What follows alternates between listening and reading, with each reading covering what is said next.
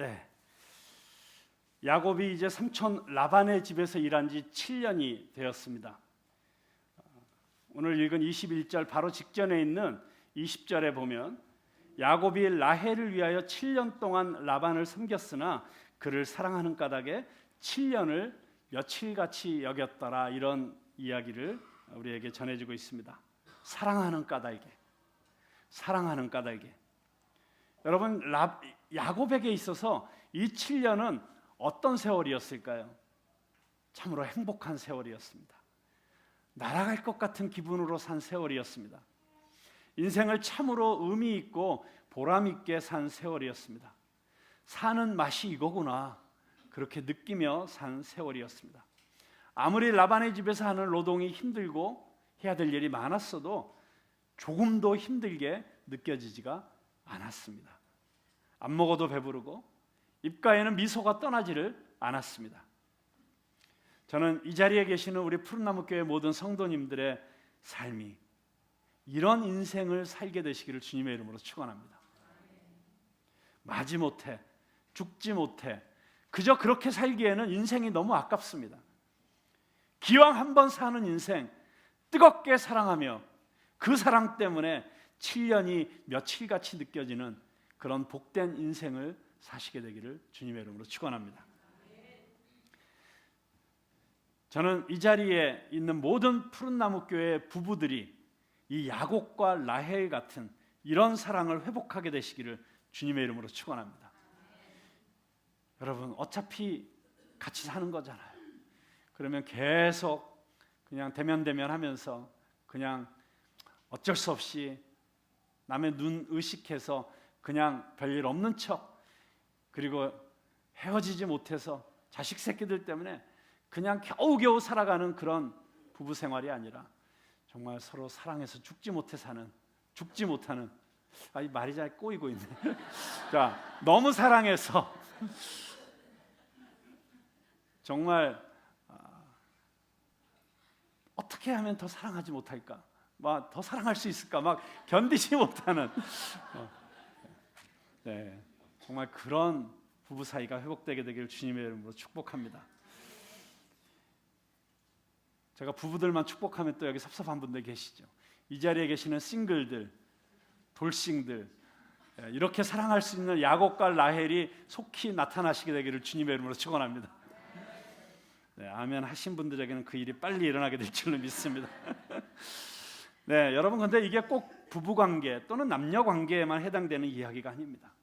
우리가 이런 사랑으로 살아가는 삶, 이것은 우리의 일터의 현장에서도 또 우리의 모든 이 사회생활에서도 정말 다 똑같이 적용될 수 있는 이야기입니다. 저는 여러분들이 일하는 그 일에 있어서도 정말 이렇게 사랑해서 하는 그런 일이 될 수 있기를 바랍니다. 돈 때문에 억지로 하는 일이 아니라 기쁨으로 즐겁게 신바람 나게 할 수 있기를 바랍니다. 여러분, 그렇게 일하면 돈은 그냥 따라오는 거예요. 승진은 그냥 따라오는 거예요. 성공은 따라오는 것입니다. 중요한 건 내가 지금 하고 있는 이 일을 내가 즐거워하며 기뻐하며 정말 내 마음과 열정을 다 쏟아서 할 수 있느냐, 그것이 중요한 것이죠.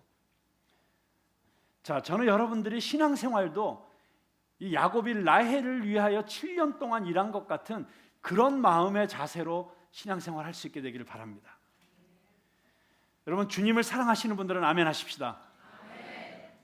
저는 여러분들이 나를 위해서 모든 것을 내어주신 우리 주님을 더욱 더 뜨겁게 사랑할 수 있게 되기를 바랍니다. 아멘. 여러분, 교회를 사랑하시는 분들 아멘 하십시다. 아멘. 주님의 몸된 교회를 정말 뜨겁게 사랑할 수 있게 되기를 바랍니다. 아멘.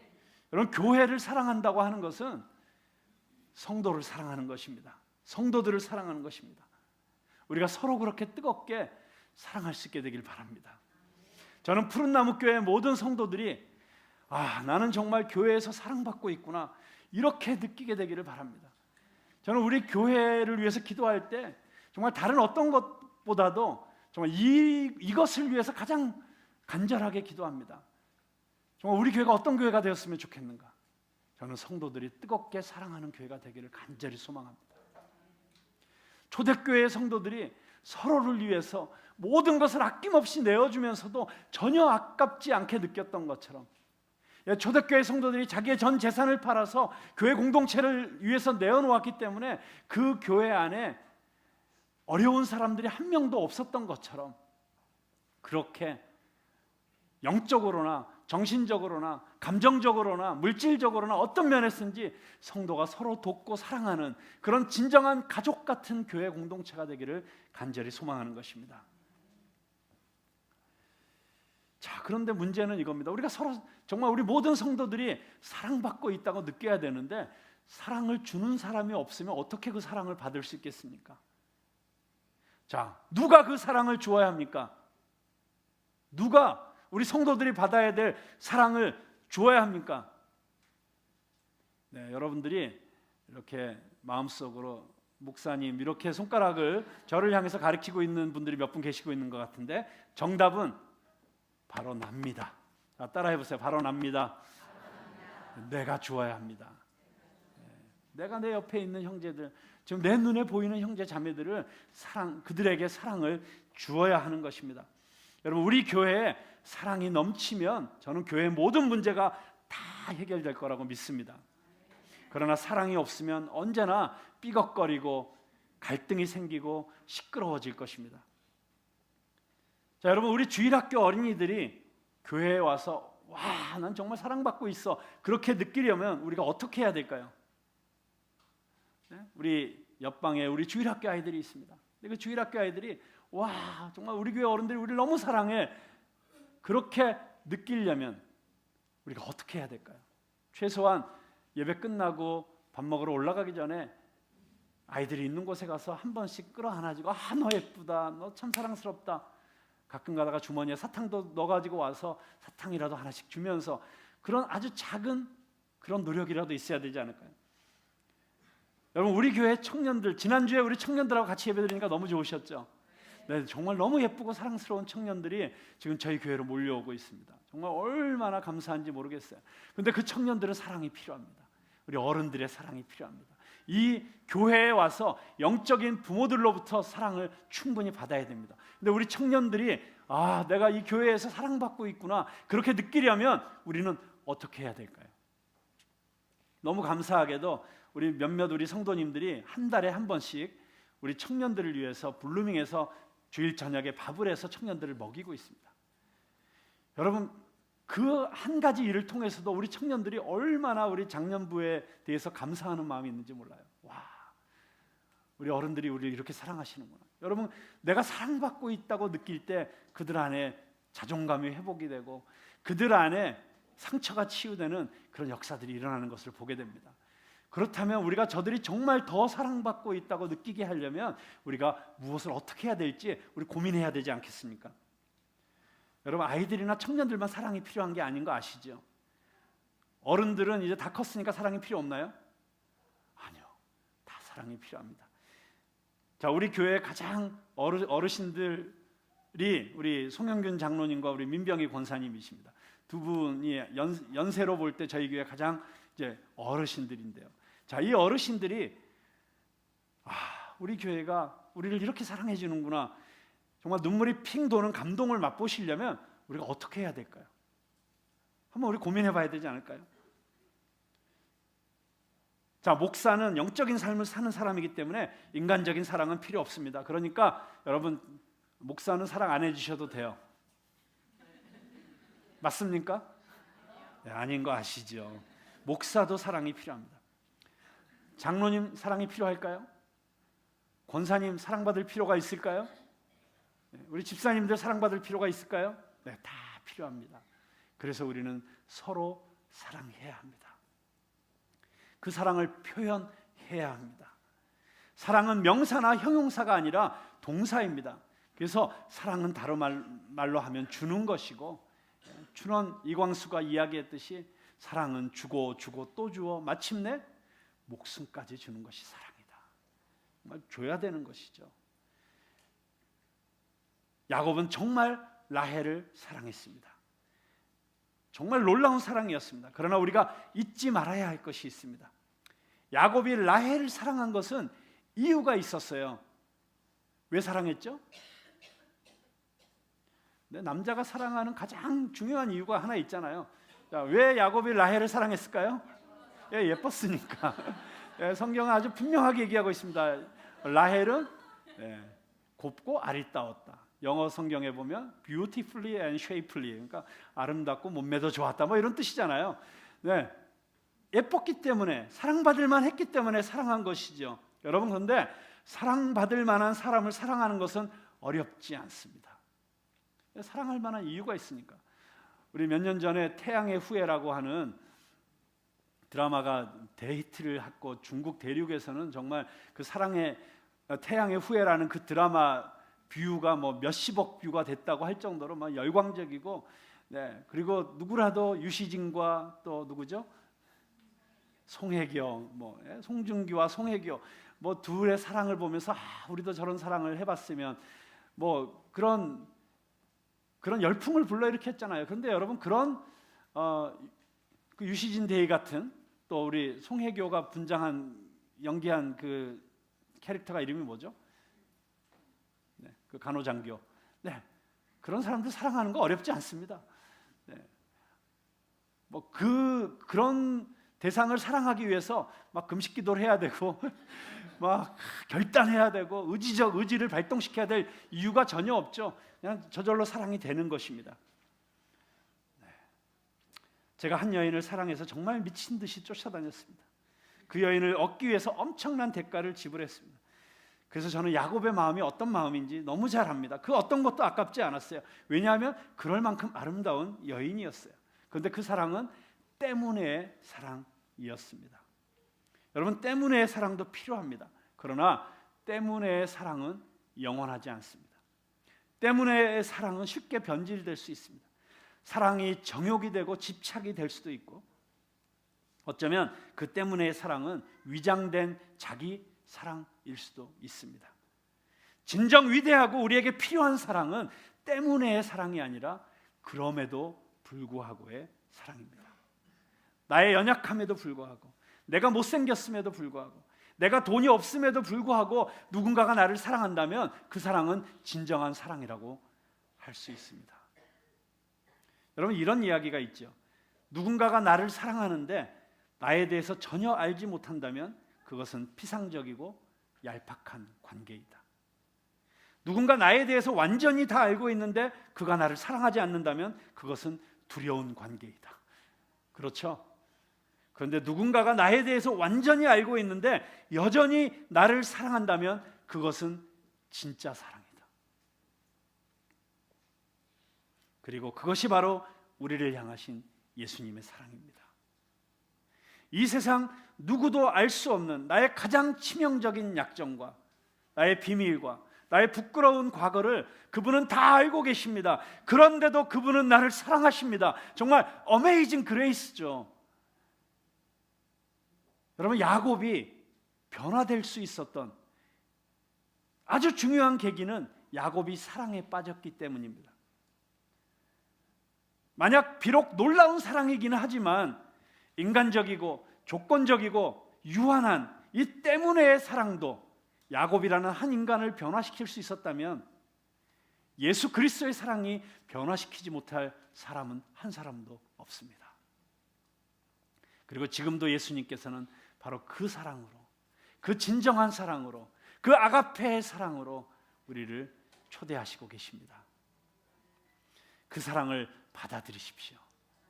아직도 한 번도 그 사랑을 경험해 보지 못했다면 그 사랑은 지금 우리를 기다리고 있습니다. 여러분의 마음의 문을 여실 수 있기를 바랍니다.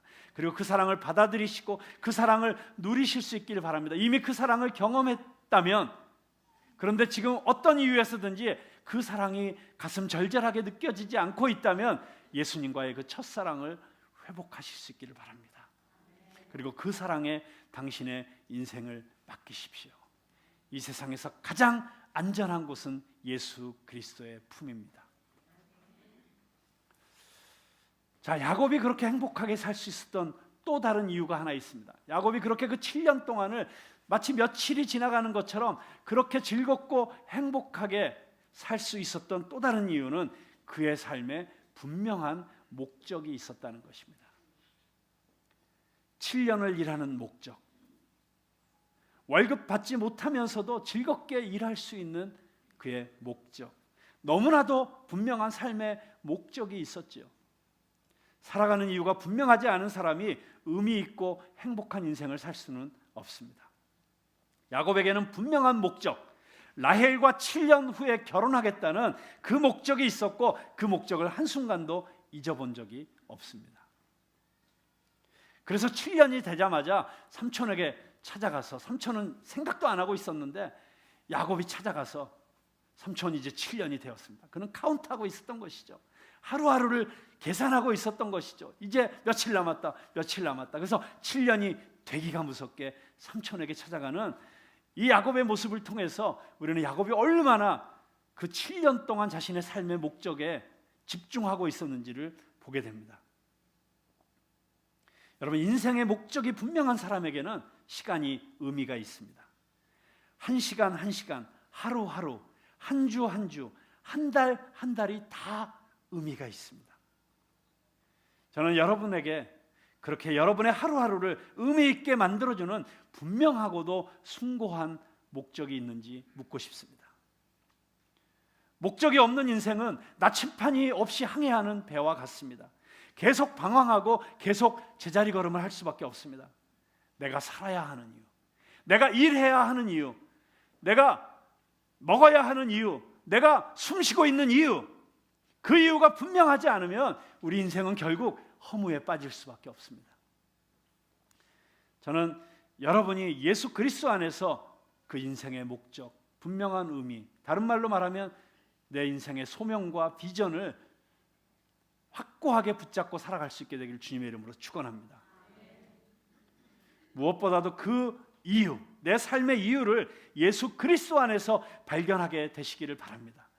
왜냐하면 여러분이 인생의 목적과 의미를 갖고 있다고 할지라도 그것이 예수 그리스도에게 있지 아니하고 이 세상의 어떤 것에 있다면 그것은 영원한 가치가 없기 때문입니다. 세상이 변하면서 흔들릴 수 있기 때문입니다. 그러나 여러분에게 가장 안전하고도 여러분의 인생을 걸만한 가장 의미 있고 숭고한 삶의 목적은 예수 그리스도 안에서 발견할 수 있음을 믿으시기 바랍니다. 여러분, 한 개인뿐만이 아니라 교회도 분명한 존재의 이유와 목적이 있어야 됩니다. 푸른나무 교회가 이 땅에 푸른나무 교회로 존재해야 되는 그 분명한 이유, 목적, 사명이 없다면 우리 교회는 계속 존재할 이유가 없습니다. 당장 교회 문을 닫아야 합니다. 지난주에 우리는 창립 12주년을 기념하면서 많은 일들이 있었습니다. 그러면서 우리 교회의 존재 이유가 무엇인지를 다시 한번 생각해보는 시간이 되었습니다. 지난주에 설교자로 오셨던 마크 조 목사님을 통해서 우리 교회 창립 초기부터 가졌던 한반도의 평화와 화해 그리고 통일을 준비하는 교회로서의 정체성을 다시 한번 확인할 수 있었습니다. 지금 우리가 할 수 있는 북한 동포들을 지원하는 일을 통해서 통일의 징검다리를 놓고 장차 북한에 들어가서 북한의 재건과 북한의 복음화를 위해서 헌신할 일꾼들을 키워내고 무엇보다도 북한을 하나님의 마음으로 품는 기도하는 성도들이 푸른나무 교회를 통해서 일어나야 할 것입니다. 또한 우리는 청년교회 성도들과 함께 예배하는 시간을 통해서 청년 부흥을 위한 우리 교회의 사명을 다시 한번 확인하게 되었습니다. 새벽 이슬같이 아름다운 순결한 청년들을 키워내고 저들이 마음 놓고 하나님을 사랑할 수 있는 울타리를 쳐주고 그 안에서 자신의 은사와 재능을 마음껏 꽃피울 수 있는 플랫폼을 만들어주는 것이 우리 교회의 사명인 줄로 믿습니다. 이 시대에 정말 너무 고통받고 있는 우리 청년들이 얼마나 고통받고 있습니까? 그런데 그 청년들에게 꿈과 희망을 주는 교회가 되어야 될 줄로 믿습니다. 저 청년들에게 말로만이 아니라 진정한 사랑을 쏟아 부어주고 그리고 저들의 미래를 열어주고 저들이 예수 그리스도 안에서 삶의 의미와 목적을 발견할 수 있도록 도와주는 그런 교회가 되어야 된다는 것입니다. 짧은 미니 콘서트였지만 우리는 지난주에 있었던 그 문화적인 여러 풍성한 시간들을 통해서 다시 한번 우리 교회의 DNA가 문화, 예술, 엔터테인먼트에 있다는 것을 확인할 수 있었습니다. 그리고 이 문화의 시대에 그리고 꽁꽁 얼어붙어 있던 이 한반도에 봄이 오는 길을 문화예술인들이 여는 남북한의 그 합동 공연을 지난주에 보면서도 우리는 정말 문화예술을 통해서 예수 그리스도의 이름을 높이고 복음을 영화롭게 하며 이 땅에 다시금 부흥을 가져올 문화 선교사들, 문화예술계를 다스릴 복음의 전사들을 키워내야겠다는 결심을 다지게 됩니다. 여러분, 우리 7주년 우리 예배 때 로렌 커닝햄 목사님이 오셔서 우리에게 해주셨던 말씀을 기억하시는 분들이 있을 것입니다. 그때 로렌 커닝햄 목사님이 하와이에서 우리 교회를 위해서 기도하시는데 그때 주님께서 주신 마음이 이 푸른나무 교회는 문화, 예술, 엔터테인먼트, 미디어에 특별히 DNA가 있는 교회다. 그래서 우리에게 이런 부탁을 하셨죠. 정말 수많은 문화 예술인들이 이 엔터테인먼트에 종사하고 있는 사람들이 이 교회에 와서 쉼을 얻고 회복되고 치유되고, 그래서 저들이 다시 그 문화예술이라는 도구를 가지고 온 세상으로 나가서 마음껏 복음을 전하고 마음껏 문화예술의 영역에서 하나님의 이름을 높여드리는 그런 예술인들을 위한 정말 아름다운 안전한 공간이 되어주고 저들의 홈 베이스가 되어주는 그런 교회가 되어달라고 부탁했던 것을 기억하실 것입니다. 그것이 우리의 아주 중요한 사명 가운데 하나인 줄로 믿습니다. 특별히 여기 비즈니스 하시는 분들 잘 들으세요. 문화예술을 하는 데는 돈이 많이 듭니다. 문화예술인들을 지원하고 키우고 그 문화예술이 꽃을 피울 수 있도록 하려면 엄청난 재정이 필요합니다. 여러분, 르네상스라는 게 어떻게 해서 시작되었습니까? 플로렌스에 있었던 메디치라고 하는 영주가 자기 집에 그림 그리는 사람, 조각하는 사람, 음악하는 사람들 누구든지 와서 마음껏 먹고 잘 수 있도록 지원하고 문화예술 작품들을 사주고, 그래서 한때는 그 메디치 가문에서 먹여 살리는 예술인들이 3,000명까지 있었다고 하지 않습니까? 그래서 르네상스가 꽃피운 것입니다. 여러분, 바로크 시대에 왜 교회 음악이 그렇게 꽃피웠습니까? 그때는 교회가 재정이 많았어요. 교회가 돈이 많은 게 항상 좋은 건 아니지만, 그러나 그 재정을 통해서 수많은 예술가들에게 작곡을 할 수 있도록 그렇게 지원을 해주고, 그래서 그 어마어마한 그 지금까지도 하나님을 높여드리는 그런 작품들이 그때 다 작곡이 되어진 것 아닙니까? 재정이 많이 필요합니다. 여러분, 돈 왜 버십니까? 왜 사업하십니까? 그렇게 큰 돈을 벌어가지고 자식에게 물려주시려고요? 큰 돈 물려준 자식치고 잘 되는 법이 없습니다. 돈 많은 집에 자식들 치고 고생 안 하는 자식들이 없습니다. 이런저런 다른 문제로 자식들에게 물려주기 위해서가 아니라, 나 혼자 잘 먹고 잘 살기 위해서가 아니라, 정말 여러분이 사업해서 정말 하나님이 재정적 축복을 쏟아부어 주시면 그 축복을 가지고 이렇게 하나님의 이름을 높여드리는 문화예술을 할 수 있는 예술인들을 좀 마음껏 지원하면 얼마나 하나님이 기뻐하시겠습니까? 여러분, 얼마나 보람 있고 의미가 있으시겠습니까? 정말 우리가 지원하고 키워내는 문화예술인들이 정말 그 문화적 예술적 도구를 가지고 정말 군부대에도 가고 캠퍼스에도 가고 태국에도 가고 중국에도 가고 전 세계 열방으로 다니면서 그렇게 마음껏 하나님을 높여드리고 복음을 전하는 그런 일들을 여러분이 물질적으로 재정적으로 서포트할 수 있다면 얼마나 축복된 일이겠습니까? 여러분, 한번 그런 일을 한번 신나게 해보고 싶지 않으세요? 왜 아멘이 없으실까? 돈 벌기 싫으세요? 하나님은 올바로 쓰는 자들에게 재정적 축복을 부어주십니다. 우리 하나님에게는 어마어마한 재정이 이미 있으십니다. 단지 그걸 누구에게 맡겨야 될지 찾고 계세요. 하나님이 믿고 신뢰하고 하늘나라의 신용카드를 맡기실 수 있는 그런 분들이 다 되시기를 주님의 이름으로 축원합니다. 예수님께서 베드로에게 베드로를 축복하시면서 내가 너의 이 신앙 고백 위에 내 교회를 세우리니 음부의 권세가 이기지 못할 것이라 이렇게 말씀하시면 그 다음에 어떤 축복을 하셨어요? 내가 묶으면 하늘에서 묶이고 내가 풀면 하늘에서 풀리리라. 그런 축복을 주셨잖아요. 하늘의 권세를 주셨잖아요. 그 권세가 뭐예요? 하늘의 신용카드를 주셨다는 거예요. 네가 이 땅에서 그으면 하늘에서 나가리라. 그런 축복이 있게 되기를 바랍니다. 정말 여러분들이 그렇게 서원하고 여러분들이 그렇게 헌신하시면 하나님이 이 시대에 필요한 재정을 여러분들을 통해서 공급하실 것이라고 믿습니다. 저는 우리 푸른나무 교회는 정말 이 시대에 특별한 사명을 띄우고 태어난 교회라고 분명히 믿습니다. 그리고 우리 교회가 그 존재의 목적과 사명을 제대로 감당하기 시작하면 정말 엄청난 변화와 부흥을 이 땅에 일으키는 교회가 되리라고 믿습니다. 그래서 정말 그 데스티니, 이 데스티니라는 단어가 영어 단어인데 뭐 숙명, 운명 이렇게도 번역이 되지만 정말 이 데스티니라고 하는 거를 가장 정확하게 번역하면 천명이라고 할 수 있어요. 천명, 하늘이 주신 소명, 그게 데스티니거든요. 여러분 이 땅에 태어날 때 여러분 그냥 태어난 게 아니에요. 우연히 이 땅에 던져진 존재가 아니라 하나님께서 여러분 한 사람 한 사람에게 분명한 데스티니를 주셨다는 것입니다. 하나님이 여러분을 만드실 때, 빚으실 때 하나님의 마음속에 있었던, 하나님의 생각 속에 있었던 그림이 있는 거예요. 그 그림을 발견하고 그 그림을 찾아내는 것이 우리 각자가 이 땅에 살면서 우리가 해야 될 가장 중요한 사명인 것입니다. 내가 왜 이 땅에 존재하는지, 내가 왜 이 땅에 살아야 되는지, 그 데스티니를 발견하고 그 데스티니를 이루어내는 것이 우리가 이 땅에서 살면서 해야 될 가장 중요한 사명이에요. 천명. 그런데 우리 교회에도 그 데스티니가 있습니다. 각 교회는 다 각자의 교회의 데스티니가 있어요.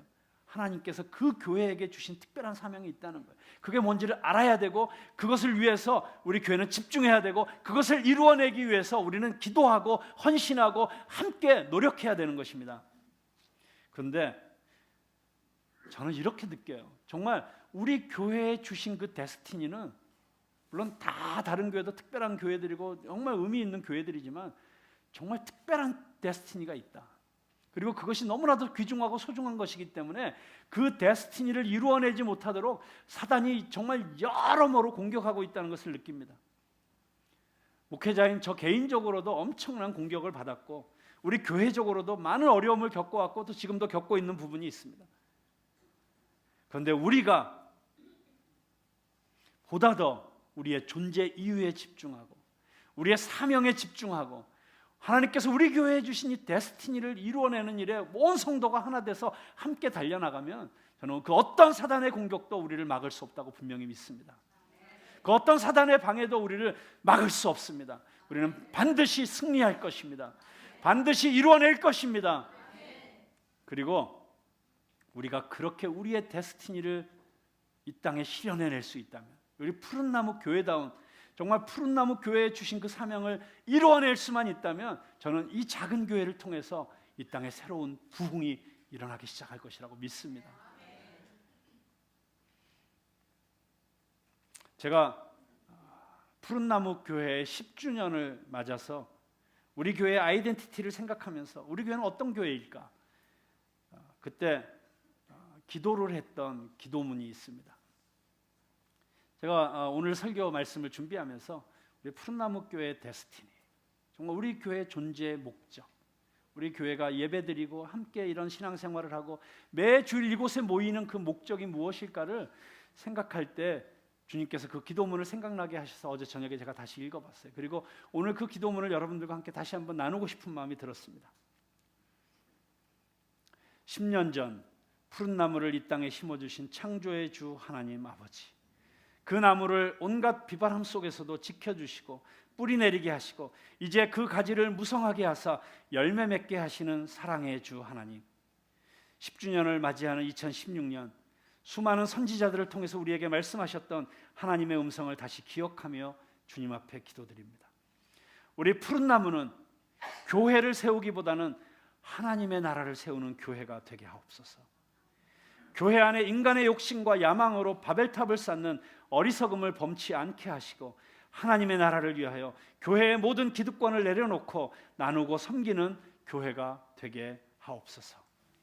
이 푸른 나무 교회에 오는 사람들은 한때 잘 나갔지만 날개가 부러지고 가지가 꺾이는 것을 경험했던 인생들이 몰려올 것이라고 말씀하신 하나님, 다윗이 피신했던 아둘람 굴에 환난당한 모든 자와 빚진 모든 자와 마음이 원통한 모든 자가 모여들었던 것처럼, 그리고 결국 그들이 다 일당백의 용사들로 거듭났던 것처럼 오늘 푸른 나무는 이 땅의 모든 상처 입은 자들과 억울한 자들과 절망한 사람들의 피난처가 되게 하시고 저들을 다시 하나님의 용사들로 회복시켜 이 나라의 각 분야를 이끄는 리더들로 세우는 교회의 사명을 감당케 하옵소서.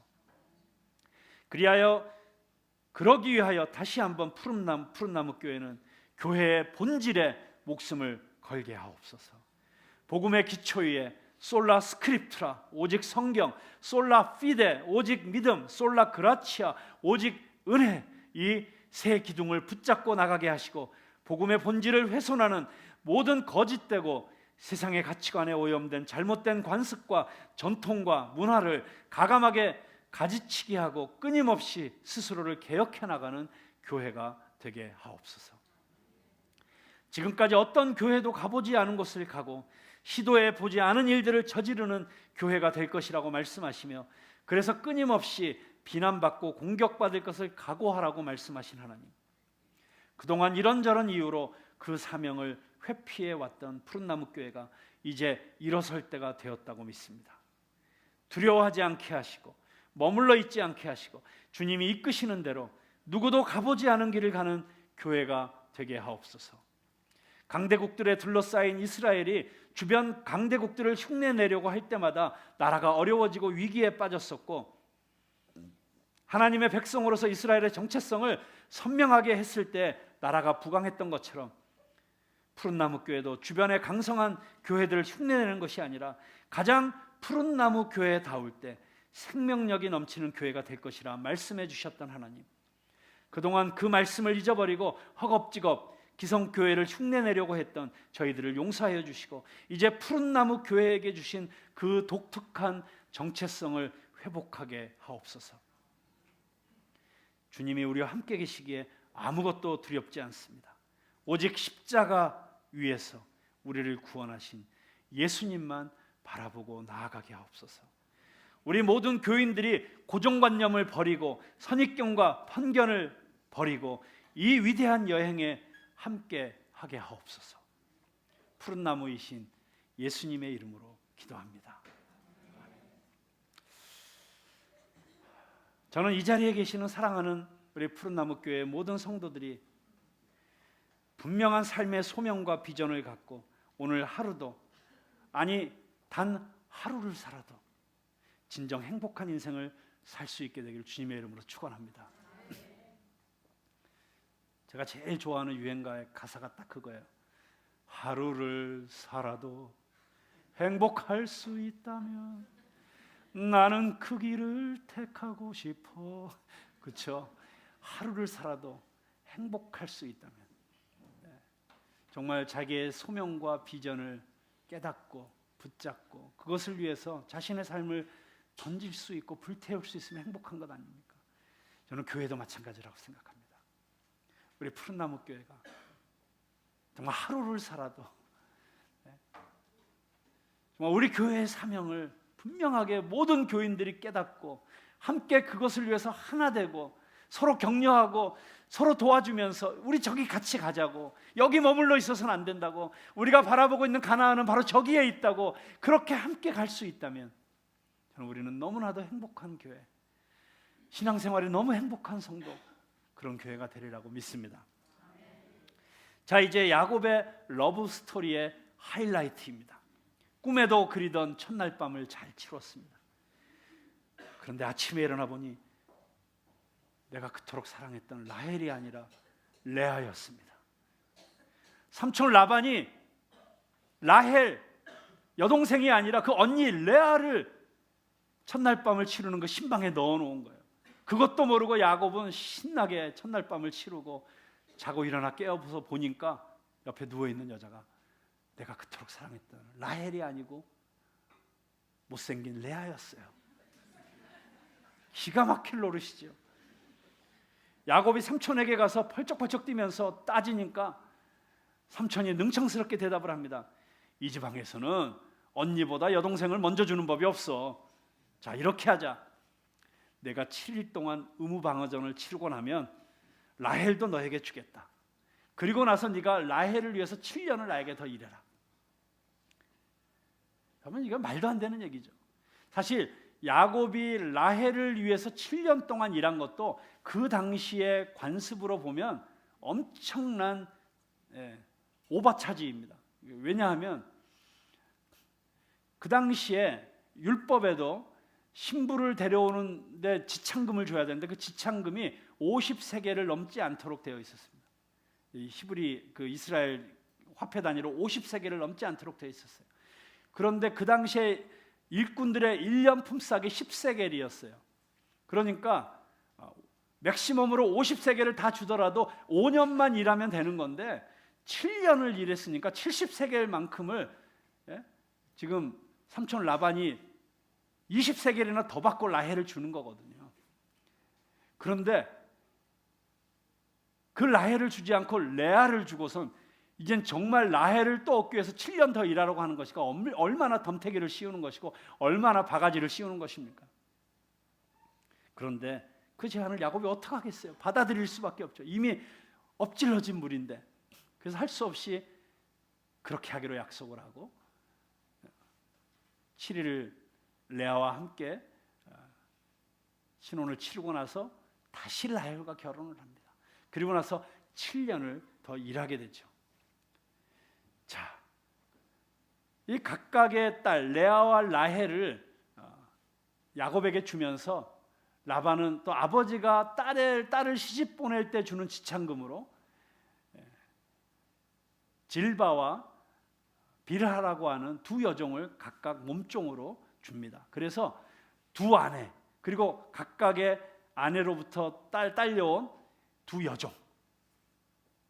그런데 나중에 이 두 여종과 또 관계를 해서 애를 낳게 되죠. 그러니까 결국은 올투게더 4명의 부인을 갖게 되고 그리고 그 4명으로부터 자식들을 낳게 되는데 그러다 보니까 이 가정관계가 이게 얼마나 복잡해지겠어요. 정말 우리는 창세기의 다음 뒷부분을 읽어가다 보면 이 먼저는 레아와 라헬 사이에 있는 이 시기와 질투와 경쟁, 그 집안 싸움을 보게 됩니다. 그리고 또 그 각각의 여종들을 통해서 또 애를 낳으려고 하는 이 또 관계, 뭐 이런 것들을 통해서 결국 그렇게 얽히고 설킨 복잡한 관계가 나중에 야곱의 아들들이 요셉을 시기하고 질투해서 팔아넘기는 그런 비극적인 사건으로까지 이어지게 되는 것을 보게 됩니다.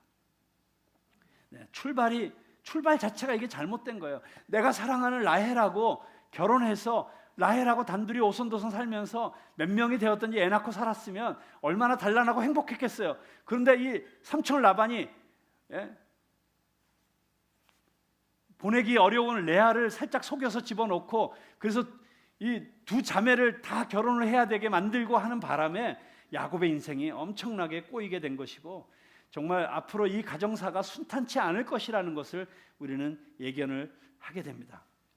자, 이 천하의 사기꾼 야곱이 어떻게 이렇게 속아 넘어갔을까요? 그 영악하고 그 꾀가 많은 야곱이 이렇게 어이없이, 여러분 말이 돼요 그게? 정말 아무리 캄캄한 밤이었지만 어떻게 자기가 7년 동안을 짝사랑하던 여인, 흠모하던 여인을 못 알아보고 이게 어떻게 그 순간에 이렇게 눈이 멀었을까요? 여러분, 근데 이 눈이 멀었다는 그 이야기를, 그리고 그 눈이 멀어서 속아 넘어갔다는 이 이야기를 들으면 뭔가 생각나는 게 있으시죠? 야곱이 자기 아버지를 그렇게 속였잖아요. 아버지 눈이 멀어서 보지 못할 때 형으로 위장하고 들어가서 장자권을 빼앗았는데 이제 캄캄해서 눈이 안 보여서 동생 라헬로 위장하고 들어온 언니 레아를 취하게 되고 그래서 둘째 딸을 원했지만 결국은 첫째 딸을 얻게 되는 이런 이 이야기 통해서 거기에 뭔가 기가 막힌 어떤 메시지가 숨어 있을 것이라고 하는 그런 짐작을 우리 할 수 있지 않습니까? 정말 이 천하의 사기꾼 야곱이 이렇게 어이없이 속아 넘어간 이 이야기는 야곱 본인으로서는 정말 땅을 치고 통탄할 일이지만 우리는 이 이야기에서 정말 많은 영적인 교훈을 얻게 됩니다. 어떤 교훈을 얻을 수 있을까요? 다음 주에 계속됩니다. 네, 이 시간에 우리 함께 기도하기를 원하는데요.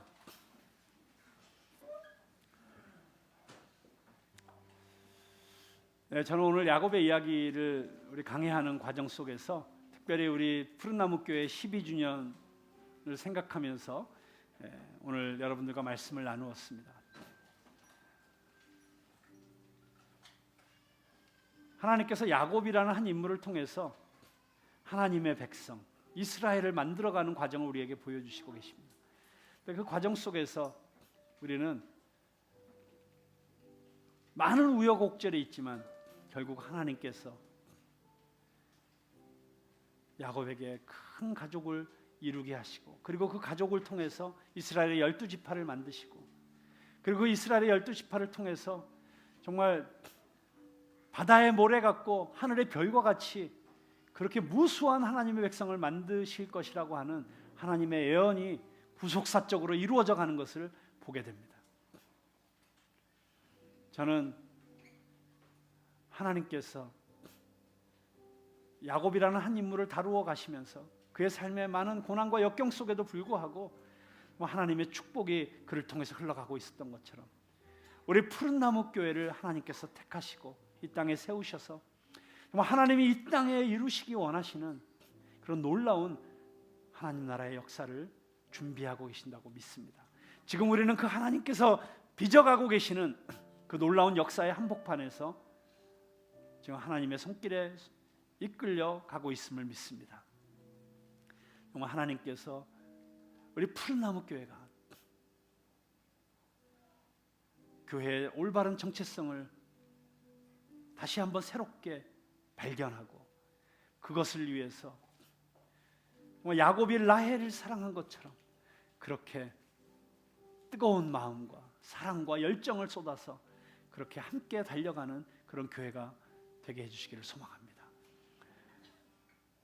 우리 그 일을 위해서 우리 함께 잠시 합심해서 기도했으면 좋겠습니다.